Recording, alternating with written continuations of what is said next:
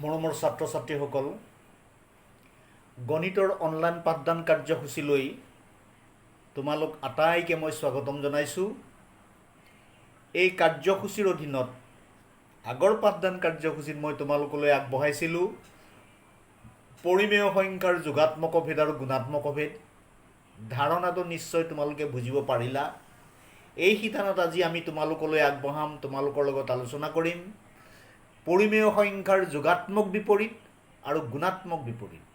এই যোগাত্মক বিপৰীত আৰু গুণাত্মক বিপৰীতনো কি জানিবলৈ আহাচোন আমি আজি পাঠদান কাৰ্যসূচীৰ মাজলৈ যাওঁ। ছাত্ৰ ছাত্ৰীসকল, তোমালোকক যদি মই কেইটামান পৰিমেয় সংখ্যা লিখিবলৈ কওঁ, তোমালোকে লিখিবা।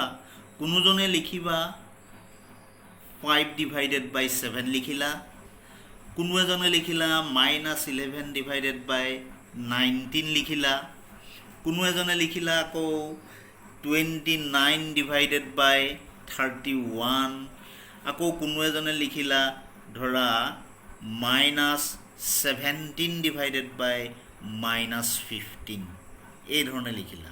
তাৰমানে তোমালোকে লিখা সংখ্যাবোৰ চাবা, এইটো লব ধনাত্মক হৰ ধনাত্মক, গতিকে এইটো ধনখণ্ড।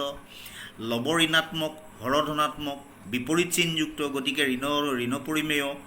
ইয়াত আকৌ কি হৈছে, লব হৰ দুইটা, এইটো মাইনাছ আছে ধৰা, এইটো লব ধনসংখ্যা ধনখণ্ড, হৰটো ঋণখণ্ড, গতিকে এইটো এটা পৰিমেয় সংখ্যা, এইটো পৰিমেয় সংখ্যা। ইয়াত আকৌ লব হৰ দুইটা কি আছে, ঋণখণ্ড আছে। গতিকে বিভিন্ন ধৰণৰ তোমালোকে লিখিব পাৰিবা। মুঠতে তুমি যিবিলাক পৰিমেয় সংখ্যা, তোমাক কিবা এটা পৰিমেয় সংখ্যা লিখিবলৈ ক'লে সেইটো কি হ'বগৈ, হয় ধন পৰিমেয় হ'ব, নহয় ঋণ পৰিমেয় হ'ব। হয় ধন বা নহয় ঋণ। মই যদি তোমাক কিবা এটা পৰিমেয় সংখ্যা লিখিবলৈ কওঁ, সেই পৰিমেয়টো হয় ধন পৰিমেয় হ'ব, নহয় ঋণ পৰিমেয় হ'ব। এতিয়া ধন পৰিমেয় হ'বলৈ হ'লে এইটো লবহৰ একে চিনযুক্ত, ইয়াত লবহৰ বিপৰীত চিনযুক্ত আছে, গতিকে এইকেইটা ঋণ পৰিমেয় তেনেধৰণে। এতিয়া তোমালোকে বাৰু এটা কথা চাইছানে, এইটো 5/7 এইটোক আমি ধন পৰিমেয় বুলি ক'ম। এতিয়া এইটো আহিলে -17/15, এইটো ঋণ সংখ্যা আছে দুইটাৰ আগত, এইটো কেনেধৰণে ধন পৰিমেয় হ'ল বাৰু তোমালোকে বুজি পাইছানে? যদি নাই পোৱা চোৱা, এইটো -17/15 এইটো কি কাৰণে ধন পৰিমেয় হ'ল, কি কাৰণে ঋণ পৰিমেয় হ'ব লাগিছে দুইটা ঋণ। গতিকে আমি চাওঁচোন, এইটো প্ৰমাণিক ৰূপত আছে জানো? প্ৰমাণিক ৰূপত নাই। প্ৰমাণিক ৰূপত হৰ নিগেটিভ হৈ আছে, হৰটো ঋণাত্মক হৈ আছে, হৰটো আমি ধনাত্মক বনাব লাগিব।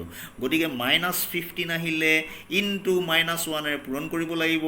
-17কো তুমি কি কৰিব লাগিব, -1ৰে পূৰণ কৰিব লাগিব। যদি পূৰণ কৰি যাওঁ তেতিয়াহ'লে মাইনাছে প্লাছ 15 আহিলে, তাৰপৰা ইয়াতো মাইনাছে প্লাছ এইটো 17 আহিলে। গতিকে এইটো ধন হ'লগৈ দুইটা। সেইকাৰণে কোৱা হয় যেতিয়া লব হৰ একে চিনযুক্ত হয় তেতিয়াহ'লে সিহঁতক ধন পৰিমেয় বুলি কোৱা হয়। এতিয়া আমি অলপ সংখ্যা ৰেখালে, আমি আকৌ অখণ্ড সংখ্যা ৰেখাডাললৈ আমি অকণমান আগবাঢ়ি যাওঁচোন, চাওঁ কথাটো। অখণ্ড সংখ্যাটো তোমালোকে দেখিছা, সোঁফালে এইটো কি আছে, ধন পৰিমেয়খিনি আছে, বাওঁফালে এইটো ঋণ পৰিমেয়খিনি আছে।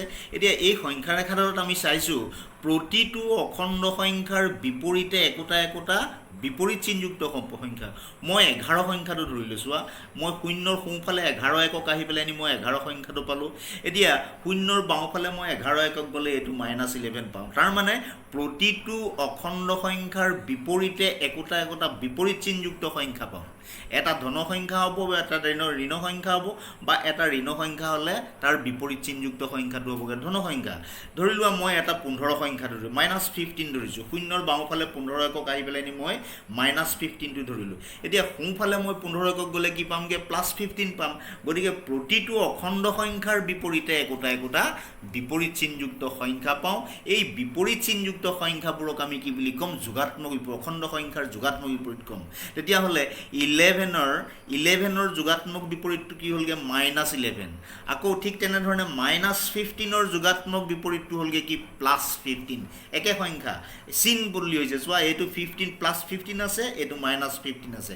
একেধৰণেৰে এতিয়া পৰিমেয় সংখ্যাখিনিৰ ক্ষেত্ৰতো চাওঁ আমি, চোৱা এইটো +5/7 এইটো এটা ধন পৰিমেয়।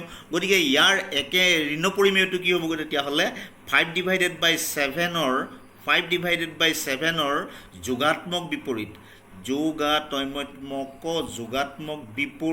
যোগাত্মক বিপৰীতটো কি হ'বগৈ তেতিয়াহ'লে ইয়াৰ বিপৰীত চিহ্ন একে সংখ্যা হ'ব চিহ্নটো বিপৰীত কৰিলে যোগাত্মক বিপৰীতটো এইটো ধন সংখ্যা গতিকে ইয়াৰ ঋণ সংখ্যাটো কি হ'বগৈ এইটো কিমান হ'বগৈ -5 ডিভাইডেড বাই 7 গতিকে এইটো ধন সংখ্যা এইটো ঋণ সংখ্যা তাৰ মানে 5 ডিভাইডেড বাই 7ৰ যোগাত্মক বিপৰীত সংখ্যাটো হ'লগৈ কিমান -5 ডিভাইডেড বাই 7 বা কিমান হ'বগৈ 5 ডিভাইডেড বাই -7 এইটো ঋণ সংখ্যা দুইটা এইটো যোগাত্মক বিপৰীত তাৰ মানে এইটো ধন সংখ্যা ধন পৰিমেয়ৰ বিপৰীতটো কি হ'বগৈ ঋণ পৰিমেয় এইকেইটা ঋণ পৰিমেয় লবহৰ বিপৰীত চিহ্নযুক্ত এটাই কথা হ'লগৈ 5 ডিভাইডেড বাই 7 এটা ধন সংখ্যাৰ যোগাত্মক বিপৰীতটো ঋণ সংখ্যা হ'ব আকৌ ঋণ সংখ্যাৰ যোগাত্মক বিপৰীতটো ধন সংখ্যা হ'ব এটা আনটোৰ বিপৰীত তাৰ মানে 5 ডিভাইডেড বাই 7ৰ যোগাত্মক বিপৰীতটো কি হ'বগৈ 5 ডিভাইডেড বাই -7 হ'বগৈ ঠিক তেনেধৰণে এইটো এটা ঋণ সংখ্যা আছে -11 ডিভাইডেড বাই 19 ইয়াৰ যোগাত্মক বিপৰীতটো কি হ'বগৈ এইটো এটা ঋণ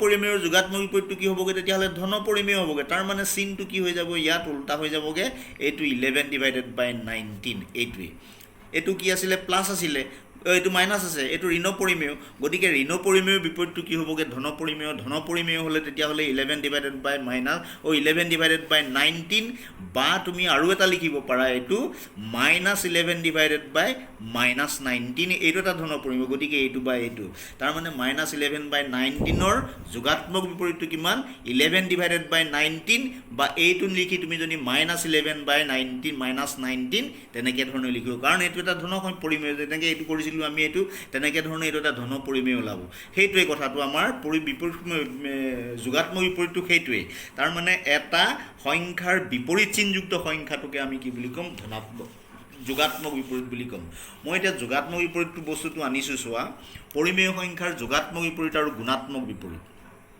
যোগাত্মক বিপৰীত কাক বোলে এতিয়া কোনো এটা পৰিমেয় সংখ্যা আৰু সেই পৰিমেয়ৰ বিপৰীত চিহ্নযুক্ত পৰিমেয় সংখ্যাটোক যোগাত্মক বিপৰীত সংখ্যা বুলি কোৱা হয় কি ক'লে কথাটো কোনো এটা পৰিমেয় সংখ্যা তুমি যিকোনো এটা পৰিমেয় সংখ্যা ধৰিব পাৰা সেই পৰিমেয় সংখ্যাটোৰ পৰা তুমি সেই পৰিমেয়টোৰ বিপৰীত চিহ্নযুক্ত এই পৰিমেয়টোত যিটো হ'ব ধন নে ঋণ যদি ধন হয় ঋণ হ'ব ঋণ হ'লে ধন হ'ব পৰিমেয় সংখ্যা আৰু সেই পৰিমেয়টোৰ এইটো যিটো পৰিমেয় ধৰি লৈছিলা সেই পৰিমেয়টোৰ বিপৰীত চিহ্নযুক্ত পৰিমেয় সংখ্যাটোক যোগাত্মক বিপৰীত বুলি কোৱা হয় তাৰ মানে বিপৰীত চিহ্নযুক্ত মানে প্লাছ হ'লে মাইনাছ হ'লে প্লাছ তেনেকৈ ধৰণৰ বুলি কোৱা হয় এযোৰ যোগাত্মক বিপৰীতৰ যোগফল সদায় শূন্য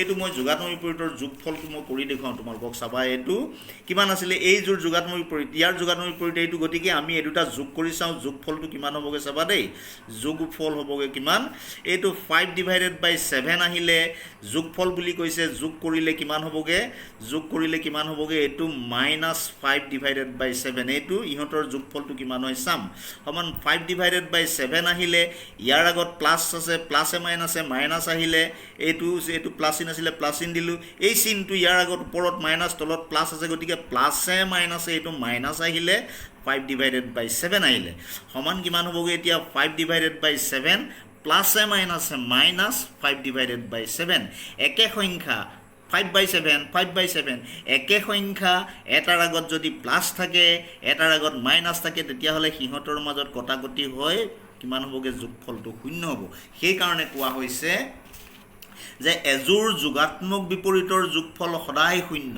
এইটো ইয়াৰ বাদে বেলেগ নহয় সদায় শূন্য হ'ব উদাহৰণস্বৰূপে মই চাইছোঁ -4 ডিভাইডেড বাই 5 -4 ডিভাইডেড বাই 5ৰ যোগাত্মক বিপৰীত এইটো -4 ডিভাইডেড বাই 5 এইটোৰে ঋণ পৰিমেয় হয় নহয় ঋণ পৰিমেয় হোৱাৰ কাৰণে ইয়াৰ যোগাত্মক বিপৰীতটো কি হ'বগৈ ধন পৰিমেয় হ'ব ঋণ পৰিমেয় হ'লে ধন পৰিমেয় হ'ব ধন পৰিমেয় হ'লে ঋণ পৰিমেয় হ'ব সেইটোৱে কথা -4 ডিভাইডেড বাই 5ৰ যোগাত্মক বিপৰীতটো 4 ডিভাইডেড বাই 5 আহিলে আৰু ইহঁতৰ যোগফলটো চাইছোঁ এতিয়া মই -4 বাই 5 আহিলে +4 বাই 5 এতিয়া মাইনাছে এতিয়াৰ আগত প্লাছ আছে প্লাছে মাইনাছে -4 ডিভাইডেড বাই 5 আহিলে +4 ডিভাইডেড বাই 5 এইটো একে সংখ্যা এটাৰ আগত প্লাছ এটাৰ আগত মাইনাছ থাকিলে কটাকটি গৈ শূন্য আহিলে এইটোৱে হ'লগৈ যোগাত্মক বিপৰীতৰ কথাটোত তোমালোকে চাবা এটা কথা সদায় মনত ৰাখিব লাগিব যে এই যোগাত্মক বিপৰীতৰ ক্ষেত্ৰত চাবা দেই, এটা কথা সদায় মনত ৰাখিব লাগিব যে যোগাত্মক বিপৰীতত কেৱল মাত্ৰ চিনৰহে পৰিৱৰ্তন হ'ব। তাৰ মানে প্লাছ থাকিলে তাৰ বিপৰীতটোত মাইনাছ হ'ব, মাইনাছ থাকিলে তাৰ যোগাত্মক বিপৰীতটো প্লাছ হ'ব, পৰিৱৰ্তন হ'ব। ধন পৰিমেয় সংখ্যাৰ যোগাত্মক বিপৰীত ঋণ পৰিমেয় আৰু ঋণ পৰিমেয়ৰ যোগাত্মক বিপৰীত ধন পৰিমেয় হ'ব। পৰিমেয় সংখ্যাটোৰ অন্য একো পৰিৱৰ্তন নহয়।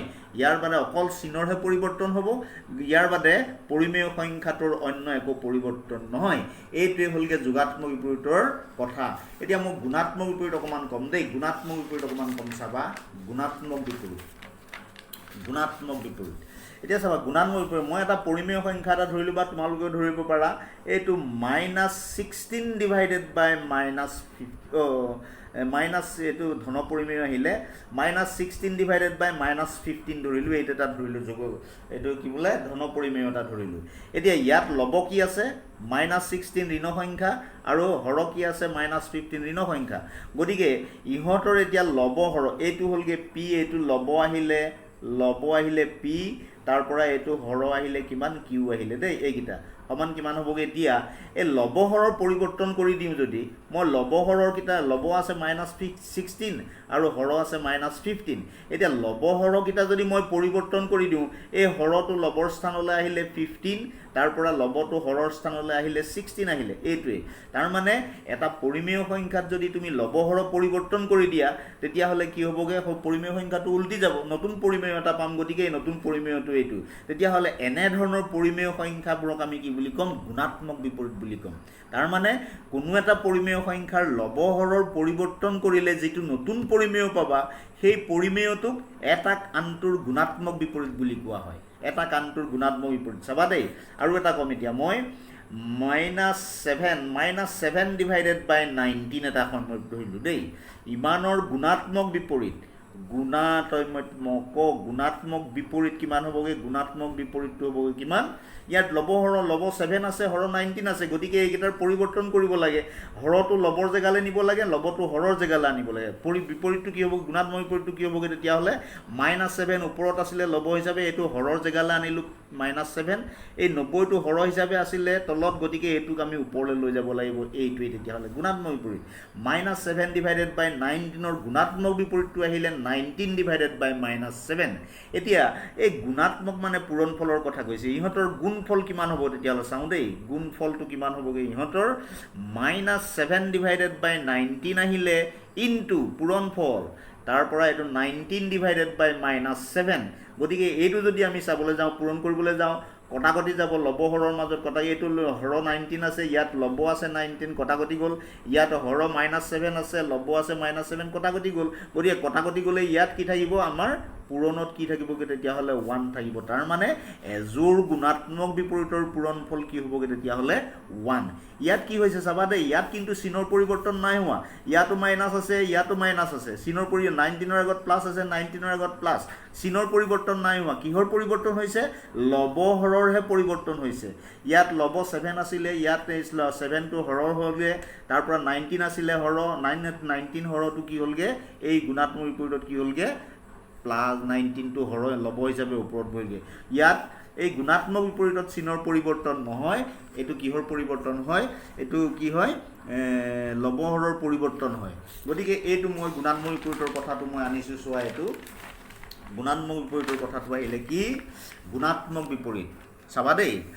কোনো এটা পৰিমেয় সংখ্যাৰ লবহৰৰ স্থান পৰিৱৰ্তন কৰি, লবহৰৰ স্থান পৰিৱৰ্তন কৰিব লাগে। কোনো এটা পৰিমেয় সংখ্যাৰ লবহৰৰ স্থান পৰিৱৰ্তন কৰি যিটো নতুন পৰিমেয় পোৱা যাব, তেতিয়া সেই পৰিমেয় দুটাৰ এটাক আনটোৰ গুণাত্মক বিপৰীত বোলা হয়। লবহৰৰ স্থান পৰিৱৰ্তন কৰিলে যিটো নতুন পৰিমেয় পাবা তাক আমি কি বুলি ক'ম, গুণাত্মক বিপৰীত বুলি ক'ম। এযোৰ গুণাত্মক বিপৰীতৰ গুণফল বা পূৰণফল সদায় 1 হয়।